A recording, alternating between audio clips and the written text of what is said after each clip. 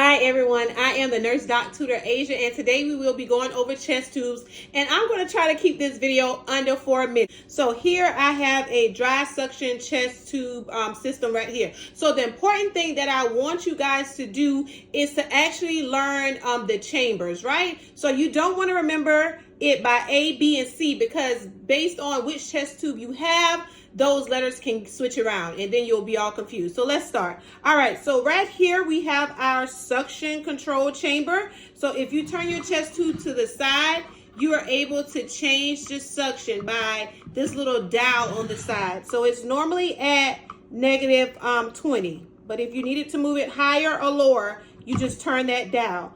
All right, the next thing you have right here is your suction bellow. So if you would have a patient hooked up to suction, via the wall suction, then right here you see this little triangle and this little orange thing in here. It would inflate all the way to this triangle, and that is just letting you know that your suction is working. All right, so the next chamber that we have is our water seal chamber. So our water seal chamber, this is our water seal chamber. So it starts from B and then it goes all the way down here.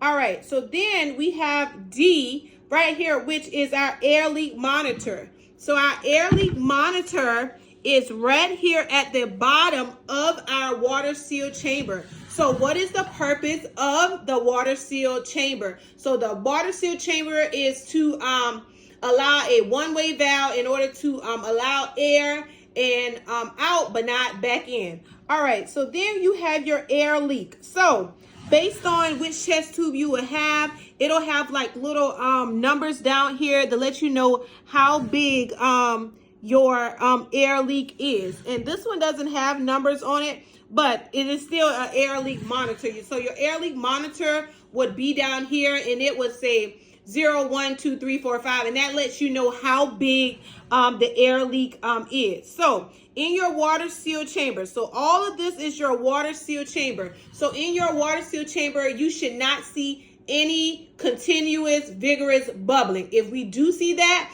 then that means there is an air leak. So that would mean that we would need to assess our patient and assess our tubing to make sure that it's actually connected. Now, what you will see in your water seal chamber is you will see a little ball, and the little ball will be right here on the little skinny part. And what you'll do is, as the patient breathes in, the ball will rise. As they breathe out, it will fall. So you will see a titling right up in this area right here with that ball going up and down, up and down.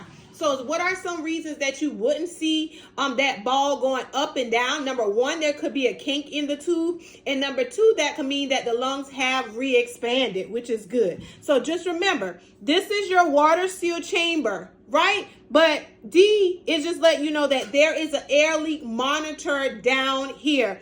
And each tube drainage system is different. On this one, it doesn't have the numbers on it, but normally it will have numbers on there where you can be able to see how big of an air leak it is.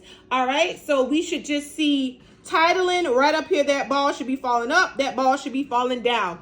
All right, over here is our drainage system. So that actually collects the drainage. So we want to make sure that we are monitoring the drainage hourly, because there should not be more than 100 mLs per hour. That could suggest that that patient has a new bleed or something going on. So we want to make sure that we know our compartment. Hope this video was helpful.